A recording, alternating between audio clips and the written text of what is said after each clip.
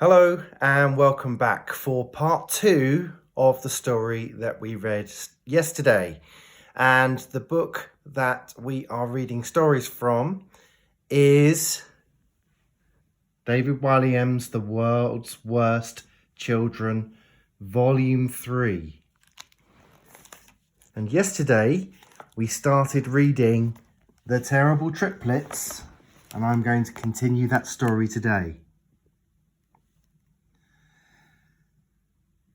Tom and Harry sniggered again.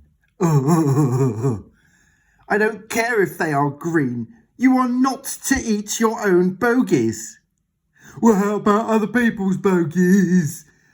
Asked Dick cheekily. The top and bottom bunks rocked with laughter again.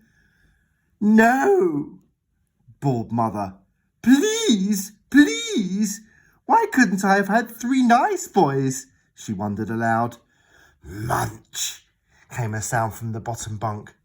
Harry, what, pray tell, are you eating? It's just a ball of belly button fluff. Oh dear, began Mother. Oh dear, oh dear. Oh dear, oh dear, oh dear. There weren't enough oh dears in the world to express how she was feeling. And dare I ask, sweet lovely Thomas, what are you eating? Some nice fresh earwax. Mother's nose wrinkled in horror. She looked close to tears. Oh, the humanity! You boys are rotters! Do you hear me? Absolute rotters! Yeah, we know, replied Tom. Rotten, rottering, rottersome rotters. I wondered why you weren't hungry at mealtimes when I served up my delicious trifles. Now I know, began Mother. But boys, please mark my words. She looked at them all one by one and spoke in hushed tones. If you eat too much of something, you will turn into it. Yeah, right, said Harry sarcastically. This is our room, said Dick. Get out. Boring goody-goody grown-ups are not allowed. Don't you worry, I'm going. But for your own good, listen to what I say, said Mother, and she spun on her heel and left. The lady hadn't allowed for the skateboard that had been placed right in her path. She stepped on it and whizzed across the room. Ah! Before landing on her bottom with a thud. Ba-dum. Good night, dearest Mummy, called out the 3 boys in unison as the tearful lady fled out of the door. If you told Tom, Dick and Harry not to do something, they would do it even more. Their whole lives were a competition to see who could be the worst of the worst, the worstest, the worsterest, the worsterestest. This was the triplets' chance to find out once and for all who was the grossest of the 3. So they began their chosen foods in larger and larger quantities. Tom began to stockpile his earwax, keeping it in an empty jigsaw box at the end of his bed. Dick picked his nose and stuck all his bogies to each other. Soon he had a bogey stalactite as tall as he was. Harry collected his balls of belly button fluff and placed them in a chocolate box. This plan was awry when their elderly grandmother visited and assumed when were needed chocolates and scoffed the lot. These chocolates taste hairy, she muttered as she plopped one into her mouth. The 3 laughed. With all his own balls of belly button fluff gone, Harry went to all the grubbiest boys in his school and he plucked out theirs. Give me that. Get off. I want your fluff. Ouch. Just hold still. Leave my belly button alone, you brute. So with these added donations, Harry soon had a box full of stomach-churning delights. Finally, the 3 boys were ready to begin their scoffing competition. The feast was to be at midnight. They slid out of their bunk beds and tiptoed down the stairs. They took their places round the kitchen table, 3 big plates of their repulsive foods in front of them. As the clock in the hallway chimed midnight, the race began. Tom munched his way through the mountain of earwax. "Look at me," he declared. "I am the grossest of us all." Dick devoured a bogey that was nearly as big as he was. "No, no, no," said Dick. "Look at me. I am so gross. I make you look like Goldilocks." Meanwhile, Harry scoffed at a whole box of fluff balls. "The two of you are nothing but a pair of goody gumdrops. Bow down before me, the grossest boy who ever walked the earth." This was the most repulsive midnight feast ever, and despite all their bravado, the three boys began to feel quite ill. As the boys ate and ate and ate, the strangest thing happened. Slowly Tom's skin began to turn yellow. Soon he was not just yellow, but also shiny, like the earwax he was devouring, while Dick was turning as green as the Incredible Hulk. However, unlike the Incredible Hulk, Dick was becoming disgustingly sticky.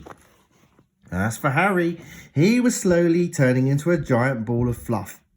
Hair was sprouting everywhere. He even had hair growing out of his hair.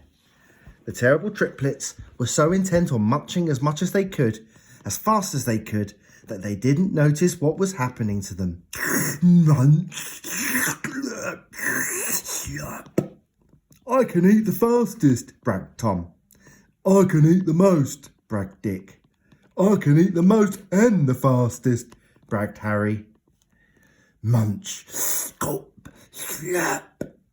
They raced and raced through their snacks of doom. "Finished," shouted the three boys in unison. "It's a dead heat," yelled Tom. "We are as gross as each other," added Dick. "But we have to be the grossest children in the world," concluded Harry. They all sniggered together. After all that scoffing, the three felt more than a little unwell. Though nobody wanted to admit it, they went back to their bunk beds farting and burping, hoping the awful feeling coming from their tummies would have worn off by the morning. How wrong they were. At 7 o'clock, their mother knocked on their bedroom door. "Wakey, wakey, rise and shine. Time to get up, my angels," she called out brightly. One by one, the three boys began to stir. From the top bunk, Tom peered down to Dick. He couldn't believe his eyes. Pointing at his brother, he burst out laughing. "What?" demanded Dick. "You look like a humongous bogey," replied Tom. "Do I?" said Dick. "Well, you look like a great big globule of earwax." "Do I?" "Yes, you do," chimed in Harry. "You both look like something from a horror movie." A smug expression fixed on his face. "I would wipe that smile off your face if I were you," said Tom. "Why?" asked Harry. "Because you have turned into a giant ball of belly button fluff," replied Dick. The three boys darted out of their bedroom to the bathroom. They all wrestled for a look at themselves in the mirror. "Ah!"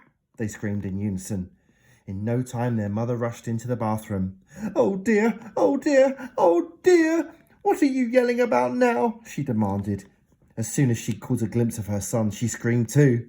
"Ah!" The three boys felt very sorry for themselves, and in unison, they burst into tears. "Mummy," began Tom. "Help me! I am a giant piece of earwax. Help me, Mummy! I am a great big bogey," confessed Dick. "Mummy, Mummy, please, please help me. I am a half boy, half belly button fluff," blobbed Harry. Mother studied her youngest son for a moment. "I would say you were a quarter boy, 3/4 belly button fluff." Harry's bottom lip quivered and tears streamed down his furry face. "Now I am not just hairy, I am wet and hairy." Mother shook her head and sighed. "You didn't listen, did you? Now, what did I tell you?" The triplets thought for a moment. "Don't tie next door's cat's tail to the newspaper boy's bicycle," guessed Tom. "No," replied Mother. "Don't burn all your dresses in a bonfire as a joke," guessed Dick. No, said Mother. Not specifically that, but obviously, please, please, please, don't do that again. I've got it, announced Harry. Don't swap the Rice Krispies with gravel. No, snapped Mother loudly. It was so loud that she shocked herself. Oh dear, now, where was I? Yes, I said, if you eat too much of something, you will turn into it. Oh yeah, they replied in unison. They weren't the smartest of children. Now, come on, boys, it's time to get ready for school. We can't go to school like this, protested Tom. We look ridiculous, added Dick. We will be a laughingstock, begged Harry. This is what I am hoping, said Mother with a wicked glint in her eye. Come along, chop chop. As the lady led her terrible triplets onto the playground that morning, the entire school turned around. They couldn't believe their eyes. Look, a giant bogey boy, shouted one child on seeing Dick. And a great big shaft of earwax, hollered another, pointing at Tom. No, look, a huge hairy ball of belly button fluff, bellowed a third child, indicating Harry. The terrible triplets were now as revolting as each other. Needless to say, all the children in the playground, who had all been terrorised by the three boys over the years, burst out laughing. They laughed and laughed and laughed. Ha ha ha ha ha ha, laughed the children. Tom, Dick and Harry had to stand there and take it. At last, they'd had a taste of their own medicine. And that is the end.